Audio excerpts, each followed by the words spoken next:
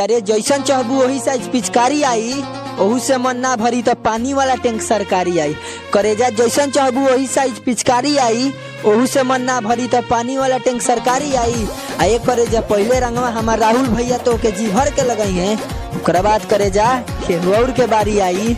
रंगे से करो मसाज करेजा कि अरे छुअला पर भागेलू तनी सट नजरिया, करेजा छुअला पर भागेलू तनी सट जा नजरिया। अशोक के होलिया में हमार राहुल भैया से आय करेजा रंगवा डलवा लना भीतरिया। यारे हर साल तो रंगवा इहे लगौले, लागत अब की केहू अवरी लगाई। करेजा हर साल तो रंगवा इहे लगौले, लागत अब की केहू अवरी लगाई। आ सुननी हाँ एक करेजा असो होलिया आवे से पहले ही तुहर शादी हो जाई। मन लागे ना होलिया में सोढ़ी चल गई।